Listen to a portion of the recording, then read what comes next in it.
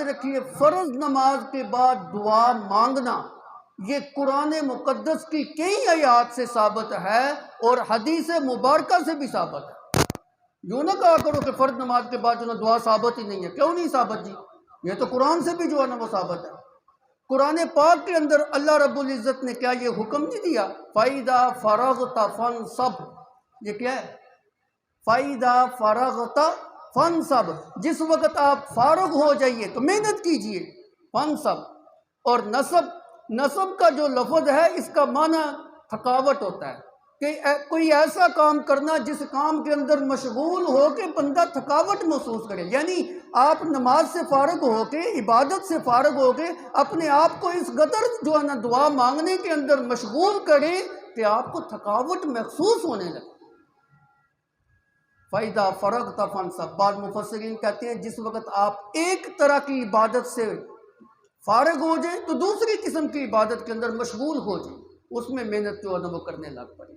بہرحال بہت بڑے مفسر صحابی رسول میرے نبی صلی اللہ علیہ وسلم کے چچا زاد بھائی عبداللہ ابن عباس رضی اللہ تعالیٰ عنہ اتنے بڑے مفسر ہیں اور کیوں نہ ہوں ان کے متعلق اللہ کے پیغمبر صلی اللہ علیہ وسلم کی زبان مبارک سے دعائیہ کلمات نکلے، اے اللہ میری چچا کے بیٹے عبداللہ کو قرآن کا علم عطا فرما، اے اللہ میرے چچا کے بیٹے کو حکمت عطا فرما، قرآن کی بصیرت عطا فرما، اس کے سینے کو قرآن کے علم سے مالا مال فرما۔ اور جس کے لیے اللہ کے پیغمبر صلی اللہ علیہ وسلم نے اتنی دعائیں کی ہوں، اللہ نے تو اپنے پیغمبر کی کوئی دعا رد نہیں کی، یہ دعا بھی قبول کی ہو، کتنا بڑا عالم ہوگا، کتنا بڑا مفسر ہوگا، کتنا بڑا فقیہ ہوگا۔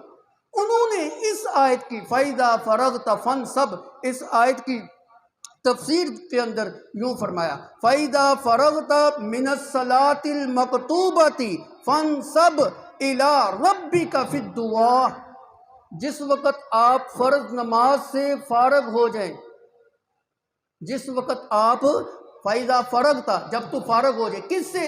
فرض نماز پڑھنے سے۔ عبداللہ ابن عباس فرماتے ہیں فَرْغَبْ فَانْصَبْ اے فَانْصَبْ إِلَىٰ رَبِّكَ فِي الدُّعَاءِ، تو اس وقت تو دعا اپنے رب کے سامنے دعا مانگنے کے اندر اس طرح محنت اور مشقت سے کام لے کہ تجھے تھکن محسوس ہو۔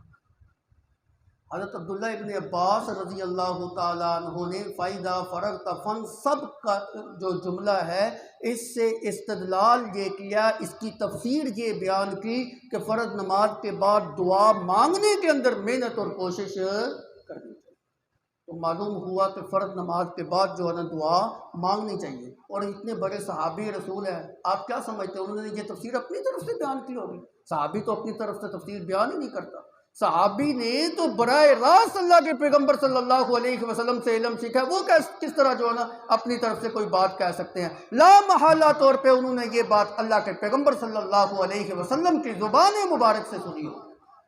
کوئی صحابی جو ہے نا اپنی طرف سے قرآن کی تفسیر بیان کرتا ہی نہیں۔ کیسے کرتا؟ اللہ کے پیغمبر صلی اللہ علیہ وسلم کی وحیدات ہیں۔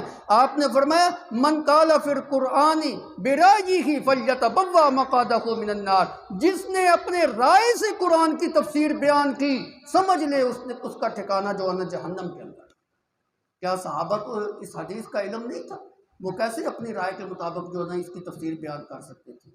فَإِذَا فَرَغْتَ فَانْصَبْ، اس سے استدلال عبداللہ ابن عباس نے یہ کیا ہے کہ فرض نماز کے بعد دعا مانگنی چاہیے۔ اسی طرح سورۃ جمعہ کی جو آخری آیت ہے اس کے اندر اللہ رب العزت نے فرمایا فَإِذَا قَضَيْتُمُ الصَّلَاةَ فَانْتَشِرُوا فِي الْأَرْضِ وَابْتَغُوا مِنْ فَضْلِ اللَّهِ وَاذْكُرُوا اللَّهَ كَثِيرًا لَعَلَّكُمْ تُفْلِحُونَ، جس وقت تم نماز کو پڑھ چکو فَانْتَشِرُوا فِي الْأَرْضِ، زمین کے اندر پھیل جاؤ، وَابْتَغُوا مِنْ فَضْلِ اللَّهِ، اللہ کے فضل کو تلاش کرو، وَاذْكُرُوا اللَّهَ كَثِيرًا لَعَلَّكُمْ تُفْلِحُونَ، اللہ کو کثرت کے ساتھ یاد کرو تاکہ تم کامیاب ہو جاؤ۔